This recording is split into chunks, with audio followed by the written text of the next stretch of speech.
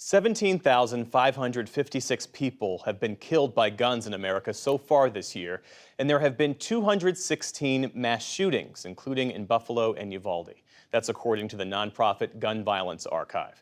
And following these tragedies come calls for new gun safety laws, but Washington has a long history of failed attempts at such legislation. Nearly 25 years ago, in what was at the time the deadliest school shooting in U.S. history, 15 people died, 24 were injured at Columbine High School.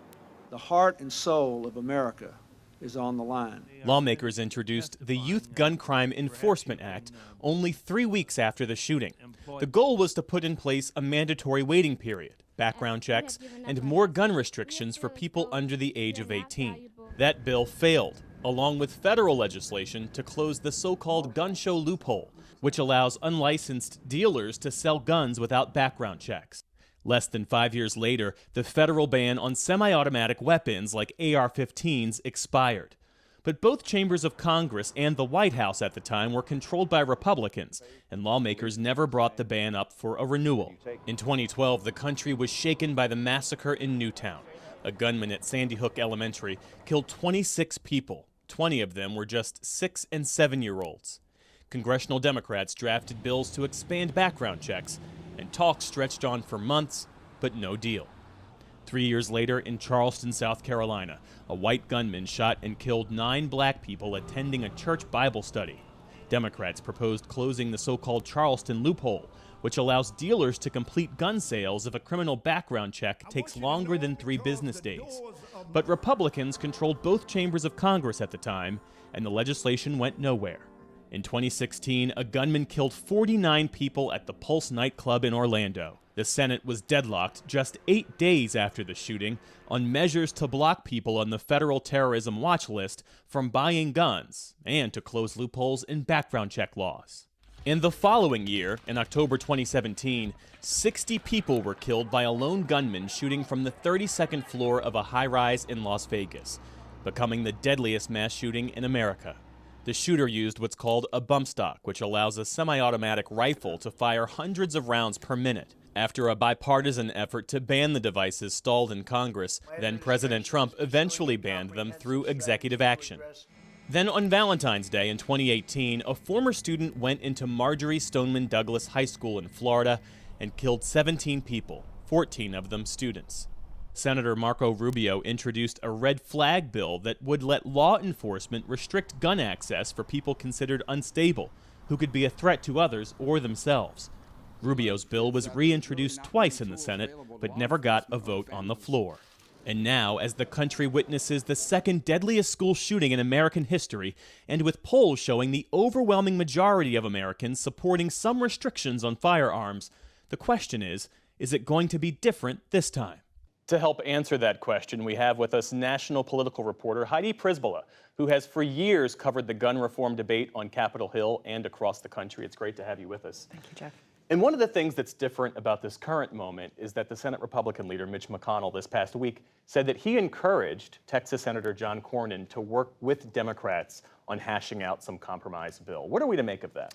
And that is the reason why you see Senator Joe Manchin, who is a battle-hardened veteran of these debates, say that he is optimistic.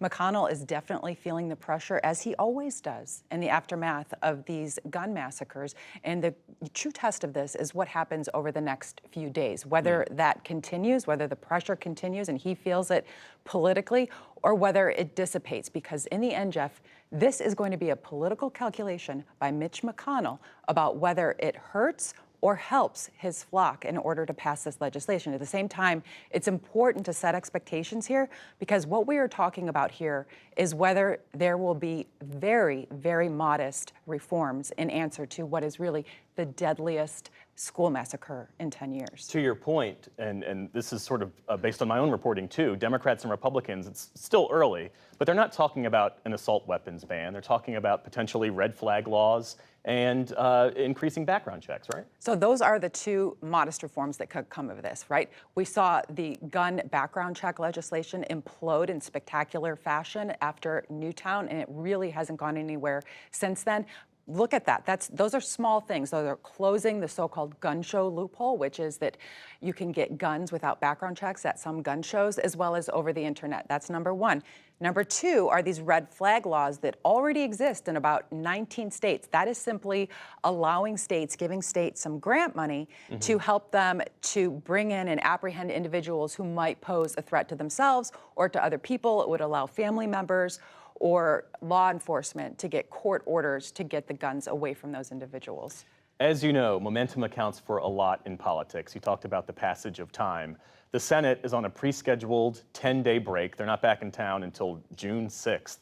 I mean, that could really undo a potential deal like this. And that's why it is very instructive to see what the ecosystem around this does, because, and you and I discussed this previously, Jeff, that what we've seen in the 10 years since Newtown is that there's this whole new advocacy network, like Moms Demand Action, Sandy Hook Promise, the Parkland Kids. They claim to have even more financial backing and be more powerful than the NRA, which, let's face it, is facing some very serious problems right now financially in terms of corruption. And so does that pressure remain? There will be marches on June 11th, or does the media ecosphere that all of these members, these 10 Republicans who they're going to need, so devoid of that and so separate from that, that the pressure dissipates on them? Because again, that's what we're talking about here, are 10 Republicans. You mentioned the NRA. That organization is nowhere near the powerhouse that it once was.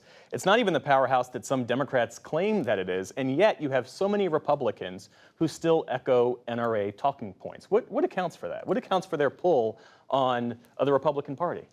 Well, some of it is overstated when you look at the financial impact, because the NRA spreads its money so thinly across so many members that you really can't make the argument this is about finances, rather more about culture in this country. If you look at where some of the biggest divides are, Jeff, it's not red and blue, it's not different socioeconomics.